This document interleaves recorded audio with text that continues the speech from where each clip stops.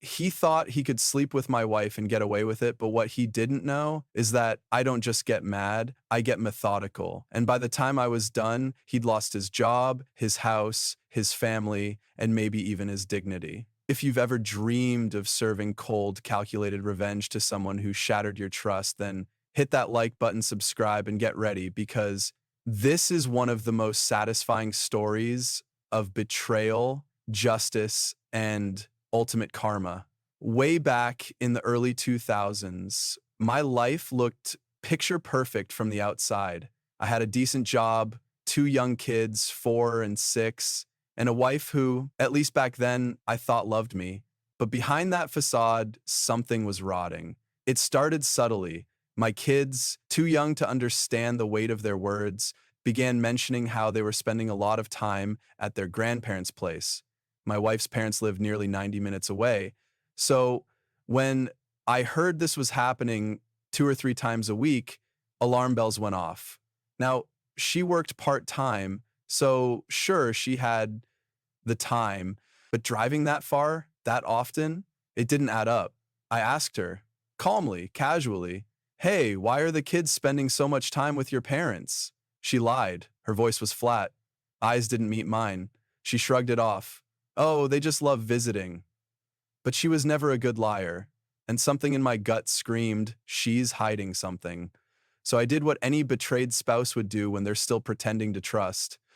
I tracked her car's mileage. She was driving an extra 400 miles a week. That's not a little scenic detour, that's a whole secret life. Then one day, I saw it, a yellow sticky note on the desk, her AOL password, just sitting there like a loaded gun. I hesitated just for a second, then I typed it in, and my heart sank. There were emails between her and her college best friend, laughing, joking, bragging. She was having regular sex with her high school ex. No remorse, no hesitation, just pure, disgusting deception. And to top it off, she was mocking his wife in the emails, calling her fat after having kids. Like, that was funny. Like, it made her conquest somehow more impressive. I didn't yell, I didn't cry. I printed the emails, hid them away, and decided right then this wouldn't end with me looking like the fool. This would end with her and him learning what happens when you betray the wrong man. But I needed more. So I called a friend, a cop, and he referred me to a former detective turned private investigator. Let's call him Ron. Ron was everything I needed: discreet, sharp, and thorough. I gave him what I had, the emails, her schedule, her parents' address, and he ran with it. A week later, he handed me a report that hit me like a hammer. My wife would drop our kids off with her parents, meet the guy for lunch, then vanish for a few hours into a shady roadside motel and return home with a smile like nothing had happened. The betrayal wasn't just emotional, it was surgical, calculated, rehearsed. That's when I hired a divorce lawyer. I grew up with parents who cheated on each other, and the fallout ruined my childhood. I wasn't going to let history repeat itself with my kids. But revenge? Oh, revenge was still on the table. I asked Ron to dig into the guy. His name was Bob, real original. Bob was married, 3 kids, worked as VP of sales at his father-in-law's company. Nice, cushy title. All thanks to daddy-in-law. Ron found out where Bob lived, where his wife worked, even who her father was. And then I set the trap. I had divorce papers drawn up, requested a few more copies of Ron's detailed report, and then I planned the double detonation. Day of impact. 1. My wife was served with divorce papers at work. Humiliation delivered straight to her desk. 2.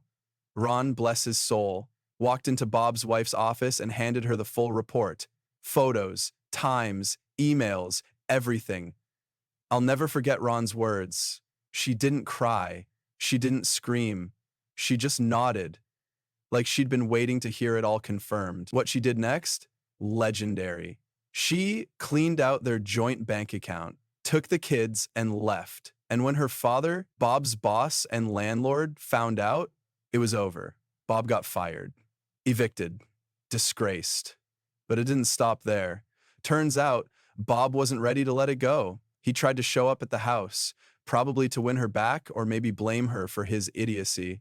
Her brother answered the door instead and broke Bob's nose. Police were called, restraining orders filed. Bob ended up facing criminal charges, even did a short stint in jail. You can't find Bob online anymore. He vanished. Last I heard, he skipped town. As for his ex-wife, she started working for her dad's company and eventually took over when he retired.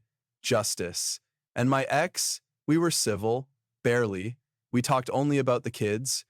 And when they grew up, I cut all contact. She's the mother of my children, but beyond that, she's nothing to me now. And you know what?